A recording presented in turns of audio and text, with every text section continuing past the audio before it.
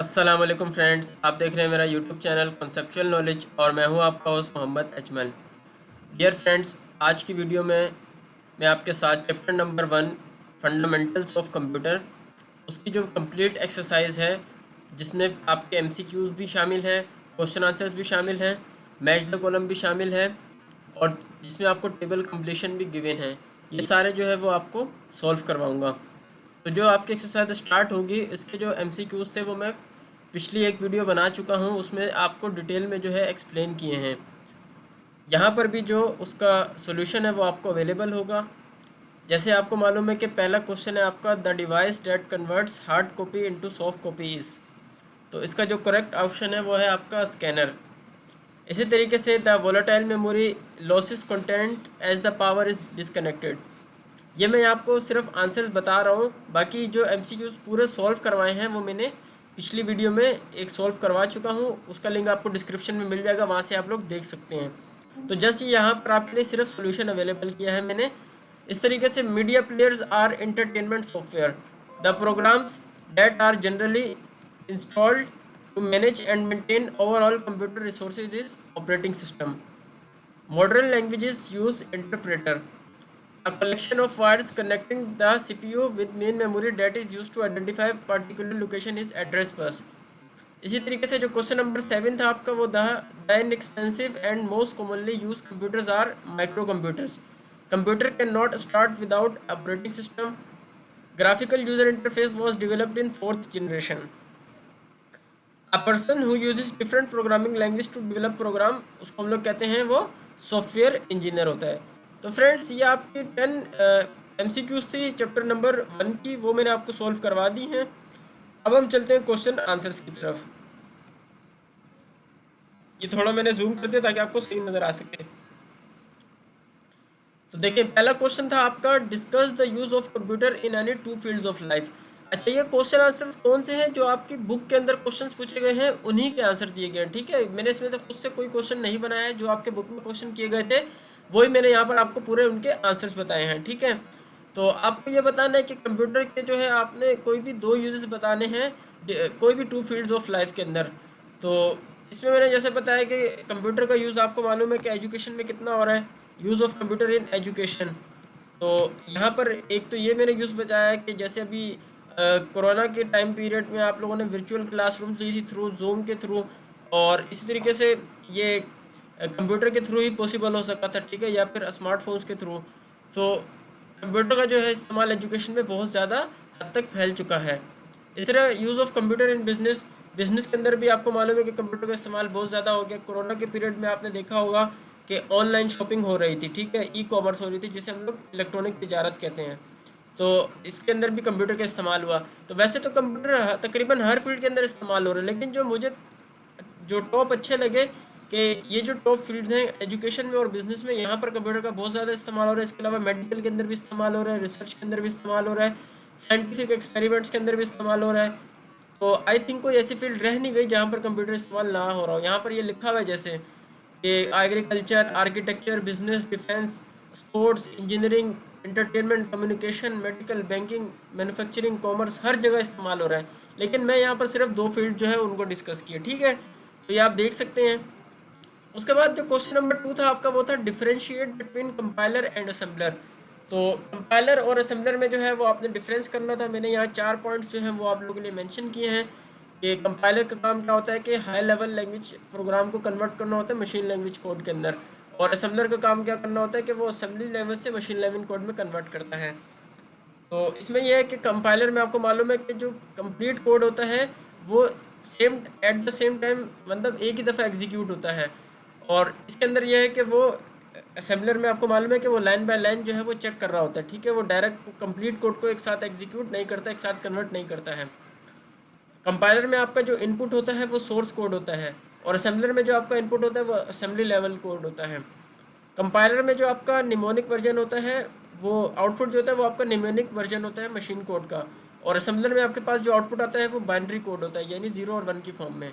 तो ये कंपाइलर और असेंबलर में सिंपल सा डिफरेंस। उसके बाद क्वेश्चन नंबर 3 था आपका कि आपने सिस्टम सॉफ्टवेयर और एप्लीकेशन सॉफ्टवेयर में डिफरेंस करना था।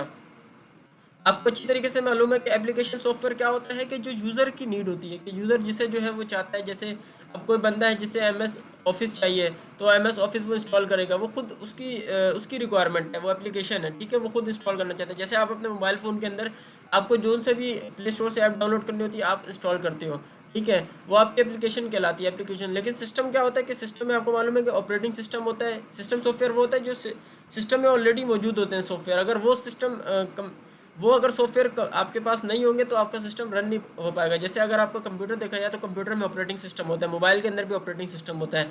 अगर ऑपरेटिंग सिस्टम ना हो तो आपका सिस्टम तो जो आपका मोबाइल है वो तो ऑपरेट नहीं हो पाएगा, ठीक है। तो सिस्टम सॉफ्टवेयर नेसेसरी होते हैं, एप्लीकेशन सॉफ्टवेयर यूज़र के ऊपर होते हैं कि वो इंस्टॉल करना चाहता है या नहीं करना चाहता, वो उसकी रिक्वायरमेंट होती है, ठीक है। तो इसके 4 डिफरेंसेस आपके पास यहाँ मौजूद है, आप देख सकते हैं।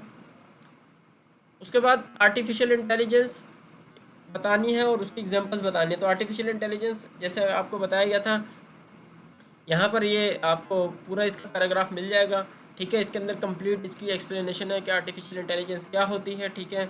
उसके अलावा उसकी एग्जांपल्स क्या है। तो आर्टिफिशियल इंटेलिजेंस जो है वो साइंटिफिक एक्सपेरिमेंट में, हेल्थ केयर में और स्पेस टेक्नोलॉजीज़ में इस्तेमाल हो रही है, यही इसकी एग्जांपल्स हैं। और आर्टिफिशियल इंटेलिजेंस यानी जो आपने देखा होगा कि गूगल के अंदर, यूट्यूब के अंदर आपको रिकमेंडेशंस आ रही होती हैं, वो रिकमेंडेशन थ्रू आर्टिफिशियल इंटेलिजेंस आ रही होती हैं, ठीक है। कि आपकी जो पुरानी हिस्ट्री होती है उसकी बिना पर वो आपको रिकमेंड कर रहा होता है, जो जो आपने वीडियोस देखी होती है उस बिना पे आपको वो रिकमेंडेशन दे रहा होता है। तो बेसिकली आर्टिफिशियल इंटेलिजेंस का वहाँ वर्क होता है। इसके बाद एक क्वेश्चन है, discuss impact and non impact printer with examples. तो मैंने इसमें एक प्रिंटर भी बता दिया कि प्रिंटर क्या होता है, कि जो आउटपुट देता है पेपर के ऊपर भी, और आउटपुट पेपर की फॉर्म में देता है, और टेक्स्ट और ग्राफिक्स दोनों को प्रिंट करता है। उसकी 2 टाइप्स होती है, इम्पैक्ट और नॉन इम्पैक्ट प्रिंटर। तो यहाँ पर ये आपके पास इम्पैक्ट और नॉन इम्पैक्ट प्रिंटर भी मौजूद है और उनकी एग्जांपल्स भी मौजूद हैं। कि एग्जांपल्स इम्पैक्ट प्रिंटर में आपकी dot matrix printer, Daisy wheel printers, line printers, ये सब आपके इम्पैक्ट प्रिंटर्स में आते हैं।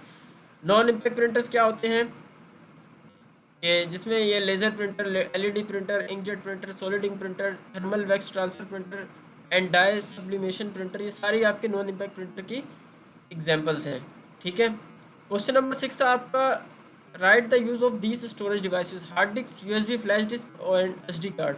हार्ड डिस्क के आपके यूजेस बताने थे, यूएसबी फ्लैश डिस्क के और एसडी कार्ड के। हार्ड डिस्क आपको मालूम है कि डेस्कटॉप के अंदर कंप्यूटर में यूज़ होता है, लैपटॉप कंप्यूटर में होता है, टीवी एंड सैटेलाइट रिकॉर्डर्स में होता है, सर्वर्स और मेन फ्रेम्स में होता है।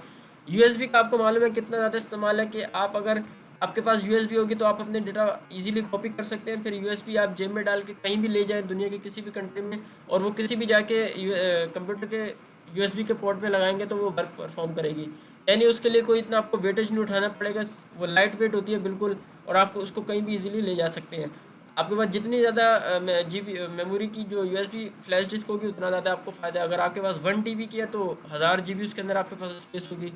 तो और उसका वेट कितना होगा, छोटा सा लाइट सा वेट होगा।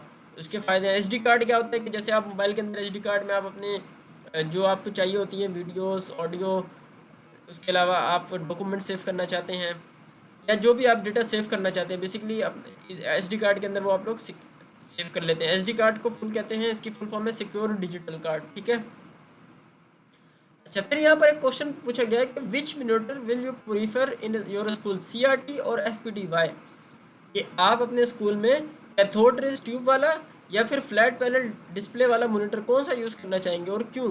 देखें, हम जो है वो एफपीडी वाला जो मॉनिटर है वो अपने स्कूल के लिए प्रेफर करेंगे, क्योंकि एफपीडी जो है उसके एडवांटेजेस काफ़ी ज़्यादा हैं। सबसे पहले यह कि उसकी ब्राइटनेस बहुत अच्छी है कैथोड रे ट्यूब से, ठीक है। उसकी ब्राइटनेस यहाँ पर बताई गई है 100 कैंडलास पर square metre, while a high quality 15 inch FPD may be at rated at 300 nits. तो उसकी ब्राइटनेस बहुत अच्छी होती है। उसके बाद उसका कंट्रास्ट बहुत अच्छा होता है आपका एफपीडी का, फ्लैट पैनल डिस्प्ले का बिलमुकाबिल सीआरटी के। उसके अलावा यूजेबिलिटी इन ब्राइट एनवायरनमेंट्स। तो ये 3 उसके मेन एडवांटेजेस थे, कि जिसकी बना पर हम लोग ये कहेंगे कि हम लोग जो है वो अपने स्कूल में एफपीडी वाले मॉनिटर जो है वो इस्तेमाल करेंगे। उसके बाद list any 5 components present on motherboard. तो मदरबोर्ड के अंदर आपको बताना है कि 5 कंपोनेंट्स कौन कौन से होते हैं। तो उसमें आपको मालूम होगा कि माइक्रो प्रोसेसर होता है, स्लॉट्स होती हैं, पोर्ट्स होती हैं, बसेस होती है, रैम रोम और मुख्तलिफ इलेक्ट्रॉनिक कंपोनेंट्स होते हैं, just like resistors, capacitors, diode, transistor, jumpers etcetera. तो ये सारे जो आपके कंपोनेंट्स हैं ये मदरबोर्ड पे प्रेजेंट होते हैं। उसके बाद क्वेश्चन नंबर 9 है आपका prepare a table of generation. अच्छा मैं यहाँ पर बता दूं कि ये आपको टेबल सिर्फ जनरेशन गिवन थी, बाकी पीरियड, टेक्नोलॉजी और एग्जांपल्स ऑफ मशीन ये आपने खुद फिल करना था। तो ये मैंने जो है वो जनरेशन टेबल, जनरेशन को देखते हुए ये टेबल ड्रॉ किया है और आप लोगों के लिए बनाया। इसे आप लोग अच्छी तरीके से याद कर लीजिएगा। जैसे फर्स्ट जनरेशन, उसका टाइम पीरियड आपने बता दिया और उसमें टेक्नोलॉजी कौन सी यूज़ हुई थी वो बता दी, और उसकी एग्जांपल्स क्या थी मशीन्स की वो बता दी। जैसे 1942 टू 1956 वैक्यूम ट्यूब इस्तेमाल हुआ था, इनिएक और यूनिवेक उसकी एग्जांपल्स थी। इस तरह सेकंड में ट्रांजिस्टर थे, IBM 709 IBM 1401, ये उसकी एग्जांपल्स हैं। इस तरह थर्ड में आपकी टेक्नोलॉजी ICs यूज़ हुई थी। फोर्थ टेक्नोलॉजी में, फोर्थ जनरेशन में आपकी जो टेक्नोलॉजी थी वो माइक्रो प्रोसेसर का इस्तेमाल हुआ था। और जो उसकी एग्जांपल्स हैं मशीन्स की वो एप्पल, मैकिनटॉश और IBM। और जो फिफ्थ है वो आपकी प्रेजेंट, यानी 1971 टू प्रेजेंट और प्रेजेंट एंड बियॉन्ड, यानी 15 प्रेजेंट से लेकर अब तक जो है वो आपकी फिफ्थ जनरेशन चल रही है और जिसमें टेक्नोलॉजी आर्टिफिशियल इंटेलिजेंस का इस्तेमाल हो रहा है। फिर आपके पास क्वेश्चन नंबर 10 है give examples of business, education, entertainment and productivity software. ये भी आपको टेबल सिर्फ गिवन था और ये ब्लैंक था बिल्कुल, इसको आपने खुद फिल करना था। यानी वो सॉफ्टवेयर बताने थे जो बिजनेस में इस्तेमाल होते हैं। तो बिजनेस में आपके MySQL, MS Access, Google docs, MS Excel, ये सारे वो सॉफ्टवेयर हैं क्योंकि जिनमें आप लोग अपने डेटा को सेव कर रहे होते हैं। इसके अलावा एजुकेशन में आप लोग मुख्तलिफ़ किस्म के जो एजुकेशन के इस्तेमाल होते हैं डिफरेंट सब्जेक्ट्स के लिए सॉफ्टवेयर वो आपने बता दिए। एंटरटेनमेंट में जैसे आपको मालूम है कि विंडोज़ का वीडियो एडिटर है, फिल्मोरा वीडियो मेकर है, विंडोज़ मूवी मेकर है, VLC मीडिया प्लेयर है, ये सारे एंटरटेनमेंट के सॉफ्टवेयर है। प्रोडक्टिविटी सॉफ्टवेयर में आपके पास पेंट शॉप है, MS ऑफिस है, कोरल ड्रॉ है, ऑटोडेस्क, ये सारे आपके प्रोडक्टिविटी सॉफ्टवेयर हैं। अब जो लास्ट क्वेश्चन है वो आपके पास था मैच दी कॉलम्स। मैच दी कॉलम्स कैसे था देखें, अब आपको मैं समझा देता हूँ इसे समझना कैसे। देखिए ये पहला है, यहाँ पर आपके पास ये सीरियल नंबर आ रहे हैं 1 2 3 4 5 6 7, ये मैंने यहाँ पर ऑप्शन नंबर C में 1 2 3 4 5 6 7 लिख दिया। अब इनके अगेंस्ट जो इनके करेक्ट ऑप्शन होंगे वो उसका नंबर लिखा हुआ है। जैसे ALU, ALU का क्या क्या काम क्या होता है, अर्थमेटिक लॉजिक यूनिट जो है वो परफॉर्म करता है। तो ALU ये रहा ऑप्शन नंबर D। तो ऑप्शन नंबर 1 किसके साथ मैच होगा, और D के साथ, तो यहाँ पर आ जाएगा 1 के सामने D। इस तरह इनपुट डिवाइसेस हैं। तो इनपुट डिवाइसेस कौन कौन से होते हैं कि जो hardware devices that sense data into and computer, यानी वो डिवाइसेस जिनके जरिए हम लोग कंप्यूटर में डेटा सेंड करते हैं। तो सीरियल नंबर 2 यानी इनपुट डिवाइसेस का जो करेक्ट ऑप्शन है वो क्या है, G है, यानी वो उससे मैच हो रहा है। इस तरह सेकेंडरी स्टोरेज डिवाइसेस, तो सेकेंडरी स्टोरेज डिवाइसेस क्या होते हैं कि जिनमें हम लोग लार्ज स्टोरेज कैपेसिटी होती है और वो डेटा को जो है वो परमानेंटली स्टोर करते हैं। इस तरीके से प्रोडक्टिविटी सॉफ्टवेयर क्या होते हैं, वो सॉफ्टवेयर जो स्प्रेडशीट और डेटाबेस जो है उनको प्रोड्यूस करने में जो है वो इस्तेमाल होते हैं, उन्हें हम लोग प्रोडक्टिविटी सॉफ्टवेयर कहते हैं, यानी 4 के सामने E ऑप्शन है। फिर मैकेनिकल एरा कौन सा था, तो मैकेनिकल एरा आपका वो था जिसमें हम लोग मैनुअली मशीन्स को ऑपरेट करते थे, यानी 5 का जो है वो आपका ऑप्शन नंबर A है। फिर डिजिटल कंप्यूटर्स आपके कौन से थे, जिसमें हम लोग जैसे PC है, पर्सनल कंप्यूटर, ये आपका डिजिटल कंप्यूटर्स कहलाते हैं। और माइक्रो कंप्यूटर्स क्या हैं आपके, जिनमें हम लोग इन्फॉर्मेशन को जो है वो प्रोसेस करते हैं बाइनरी नंबर सिस्टम में, वो आपके माइक्रो कंप्यूटर्स कहलाते हैं। तो ये आपकी कंप्लीट एक्सरसाइज थी चैप्टर नंबर 1 की, जिसमें MCQs, तमाम क्वेश्चन आंसर्स, फिर ये जो आपके टेबल्स थे ये आपको कंप्लीट सॉल्व करवा दिए हैं। आई होप कि ये सारे क्वेश्चन आप लोग को समझ में आ गए होंगे। तो फ्रेंड्स मिलते हैं नेक्स्ट वीडियो में, तब तक के लिए अल्लाह हाफिज़।